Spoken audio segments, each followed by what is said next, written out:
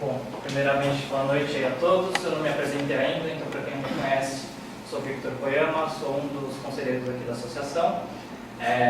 Represento aí a parte financeira, então trabalho aqui no mercado financeiro já tem 10 anos, né? Então sou engenheiro politécnico, engenharia mecatrônica, 2007. Desde que eu saí da Poli, eu venho atuando no mercado financeiro.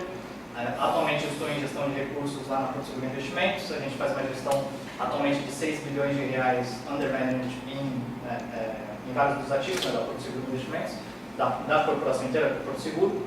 E também na parte de ações, né, que é a parte que eu atuo, né, na gestão e análise de empresas, a gente tem hoje 250 milhões. Então, fora a Porto Seguro Investimentos, eu também sou um empresário, assim como muitos de vocês. A Value Finance é uma empresa de educação financeira. Eu já venho dando aula há 5 anos, né, então dou aula de finanças, dou aula de investimentos, né, então estou com curso completo de investimentos, rodando já, enfim, quem quiser saber mais depois a gente pode conversar. E hoje falar um pouco, então, eu tentei trazer um pouco, formalizando esse curso, essa apresentação, eu tentei me aproximar um pouco do que eu faço no dia a dia. Então, meu dia a dia é muito relacionado às empresas de capital aberto. O que essas empresas fazem, como é que elas estão fazendo, e eu acho que pode servir como inspiração para outras pequenas empresas, como é que elas estão enxergando essa crise. E como essas empresas de capital aberto, elas transmitem esses dados a cada trimestre, fica muito fácil da gente verificar qual que é a cabeça dessa gestão, o que essas pessoas estão fazendo. Então eu tentei trazer um pouco aqui, então na formalização desse material foi interessante, que eu fiquei sabendo sobre a apresentação do professor José Carlos, então estava muito em sync com o que eu estava montando. A ideia então aqui vai ser mostrar um lado prático, um lado do que as empresas estão realmente fazendo. O que eu fiz primeiro então? Eu basicamente falei, o que as empresas estão fazendo com o seu caixa? O que a empresa faz com o seu caixa? Basicamente são os investimentos, logicamente para pagar suas despesas, para rodar seu dia a dia, e o investimento que você tem no dia a dia, o investimento que você vai ter com os seus novos projetos. Tem um indicador que a gente no mercado financeiro gosta muito de acompanhar, que é o CAPEX, né? Capital Expenditure, ou investimentos, que a gente pode segregar em duas parcelas, né? O que seria o investimento de manutenção da sua operação, e também o CAPEX de expansão. Só que como a gente não consegue segregar isso de uma forma de toda a bolsa consolidada num simples gráfico aqui, a gente vai trabalhar com os dois consolidados. Tá? Então a gente vai comparar então, um pouco do CAPEX com a depreciação. Por quê? Porque no mínimo com que você vai ter que lidar é a depreciação dos seus ativos. Depreciação dos seus ativos, o seu prédio vai se deteriorando, no mínimo você vai ter que fazer o CAPEX de manutenção para ele manter numa qualidade mínima para entregar o seu produto. Então esse investimento tem que estar na conta de qualquer tipo de empresário. O que eu coloquei aqui então? É um gráfico consolidado de CAPEX de depreciação, né? Eu tirei todos os dados da Economática, foi hoje que eu tirei, então a gente já consegue pegar todos os resultados trimestrais do primeiro trimestre de 2016 em relação à depreciação dele. O que seria a base 100? A base 100 seria 100%, ou seja, CAPEX igual a depreciação. Qualquer tipo de empresa que está, principalmente de capital aberto, que está em ascensão, que está querendo crescer, ela tem que ter o quê? No mínimo 100%, certo? Ok? Minha pergunta para vocês, como é que será que é o formato desse gráfico das empresas de capital aberto? Os últimos, desde 95, porque 94, um pouco de inflação, é um pouco difícil da gente realmente ter um pouco desse dado. Né? Então eu peguei a partir de 95. Deu um trabalho para poder saber esse gráfico, mas eu quero que vocês tentem imaginar. E aí eu queria saber se alguém imaginou desse tipo. Alguém imaginaria que até 2003 a gente teria uma certa constância de 40% acima do 100% durante um certo período, logicamente com as suas oscilações, até 2003 e 2004. A partir de 2005, a gente teve uma gigante investimento, que fica bastante claro se a gente está em níveis inferiores de praticamente toda essa história. Ou seja, isso aqui é o primeiro TRI de 2016, tá? Eu coloquei então. Isso aqui é anualmente.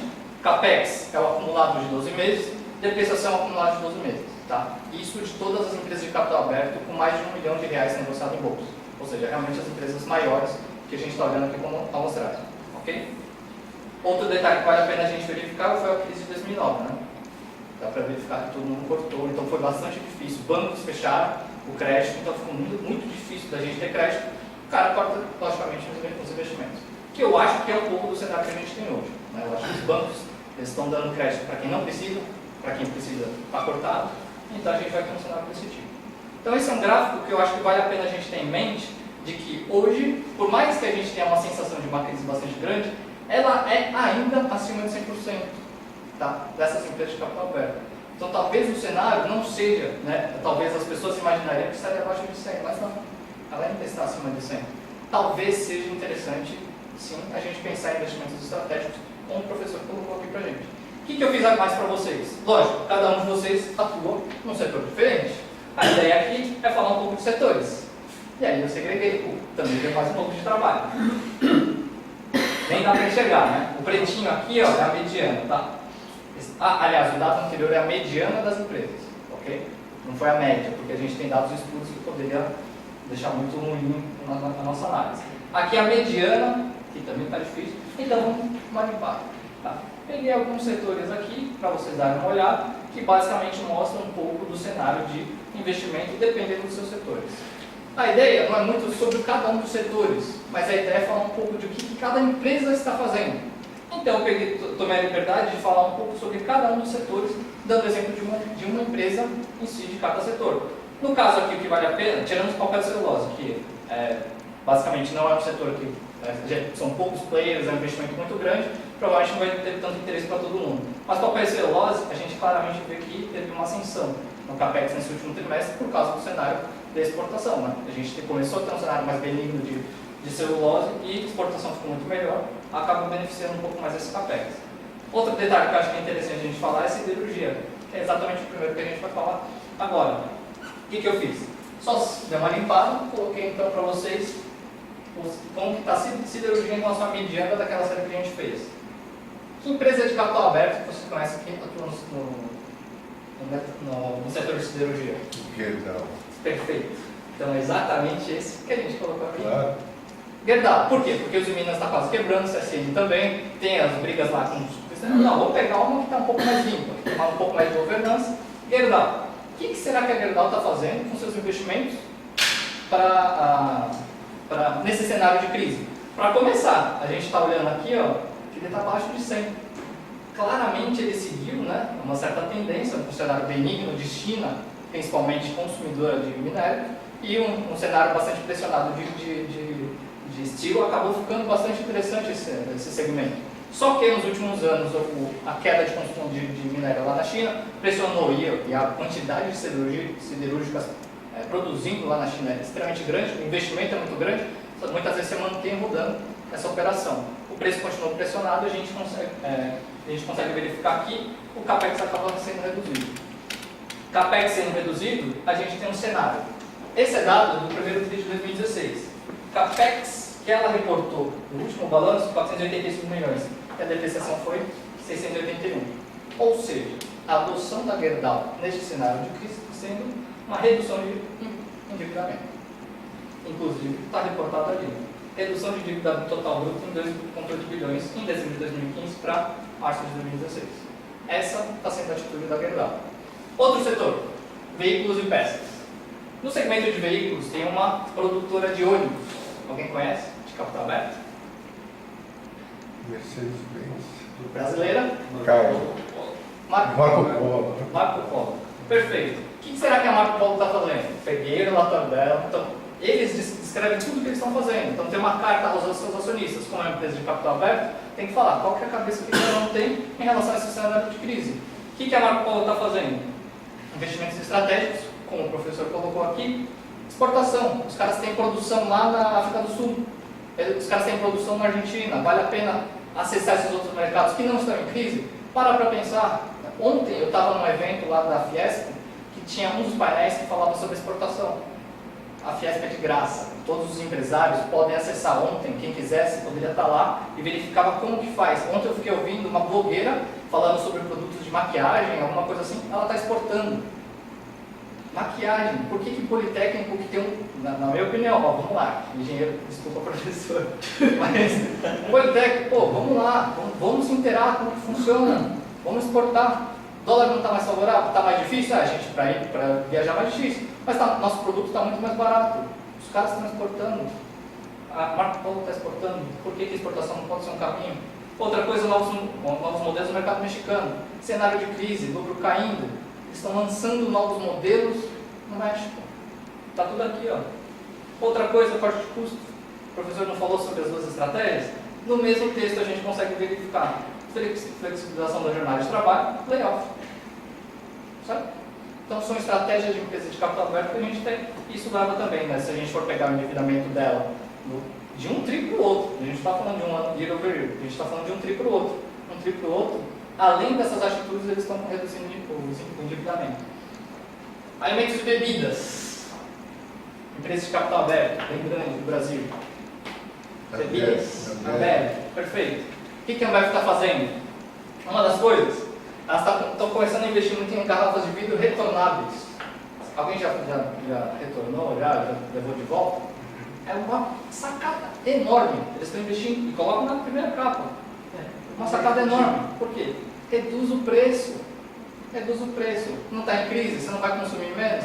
O cara que está, ele quer continuar consumindo. O cara que está consumindo, muitas vezes ele venceu aquele passado. Muitos são novos. A gente não sabe como que era retornável. Existia o retornável. Então retornável você precisa estratégia de novo. Qual que é a sacada aqui? Se vocês forem ler, ele fala sobre você ter um CPV sobre hectolitro significativamente menor. CPV menor, redução de custo. Você consegue reduzir custo, aumentar o faturamento, se adaptar ao seu novo cenário. Foi um resultado ruim? Foi um resultado ruim. Mas mesmo assim, ela está parada? Não está parada. Ela foca em redução de custo também. Mercados externos. Eles estão falando sobre mercados da América Central, Caribe. Outra coisa, M&A. Para quem gosta de cerveja artesanal, se preparem. A Ambev está comprando todas. M&A. Mais uma estratégia. Só que isso, né? Na prática, a gente está vendo a Ambev fazendo isso. Quer continuar tendo crescimento? Para quem conhece a matriz BCG, M&A é um dos caminhos. Cerveja artesanal. Corte de custos, se você for ver, também tem outras coisas. Né? Garrafas retornáveis é um jeito de você retornar tendo um menor CPV. E no comércio? Eu tenho dois exemplos. Um lado um pouco pior do que o outro. O primeiro aqui é Guararapes, que detém a marca Riachuelo. Quem aqui compra na Riachuelo? Ninguém? Riachuelo, realmente, entre as grandes varejistas, ela é uma das piores. Tá? Ela não tem um poder de atração tão grande, que é o que eu vou comparar. Vou comparar com a Renner. As duas são empresas de capital aberto que fica fácil da gente verificar. Novas lojas, verifiquem, isso em reais. No primeiro TRI de 2015 para o primeiro TRI de 2016, uma redução bastante grande no investimento em novas lojas. Você fala, pô, mas está em crise, realmente está em crise. Não deixa de ser uma estratégia, redução de investimento. Ok? Outras coisas que vocês podem ver, reformas gerais, né, em TI, você consegue ver em todas as, né, todos os segmentos de investimento que uma empresa pode fazer, ela resolveu fazer. Então, provavelmente ela fez Zero-Based Budget, né, que é uma das coisas que a gente realmente gosta de verificar numa empresa. A Croton, que é uma das líderes, né, no mercado de educação, perfeito, eles sempre falaram isso. Cara, todas as empresas deveriam fazer isso, e não fazem. E outro exemplo que eu trouxe para vocês é a Renner. A Renner é um exemplo bastante interessante, porque ela tinha feito um plano de expansão extremamente agressivo. Ela era caixa líquida, ou seja, ela tinha mais caixa do que dívida. Ela lançou para o mercado, há uns 2 anos atrás, que ela ia fazer um plano de expansão que ia triplicar o tamanho dela. É doideira, você pensa, pô, mas já é grande. Eles deram continuidade durante todos esses 2 anos. Olha o investimento. Tanto investimento quanto investimento em relação à receita líquida, receita operacional líquida. Ela não reduziu em volumes financeiros, tudo bem que a gente mora no Brasil, tem inflação, mas olha o investimento, está nos patamares mais altos. Se a gente for olhar o que aconteceu, novas lojas, teve aumento de investimento em novas lojas e centros de distribuição. É uma estratégia. Novas tecnologias, eles estão investindo cada vez mais no sistema de equipamentos de tecnologia. Eles estão investindo. Para vocês terem noção, para eles evitarem perdas, eles estão investindo num jeito de você fazer o controle de cada peça e você sabe que não vai ter perda porque cada peça tem uma demarcaçãozinha. Eles estão trabalhando fortemente nisso, porque tem muito roubo, tem muito extravio de carga e por aí vai. Então aqui é mais um resumo geral para a gente ter um pouco desse panorama que a gente tem de redução de custo de investimento. Logicamente, isso não deprecia ninguém. Às vezes você não tem como você modificar a sua estratégia. Gerdau e Riachuelo, redução de dívida, redução de custos. Não tem jeito, vamos fazer isso. A gente tem a estratégia do meio, Ambev e Marco Polo, são duas que estão atuando nas duas frentes. E Renner e Drogasil, que a gente não colocou aqui para vocês, mas a Renner e a Drogasil, né? A Drogasil, os caras estão expandindo pra caramba. Eles acertaram uma estratégia que eles tinham de expansão, deram continuidade. Dando essa continuidade, eles estão crescendo pra caramba. Nesse mercado que a gente fala sobre oportunidades, não sei vocês, mas eu conheço muitas drogarias locais, muitas drogarias pequenas.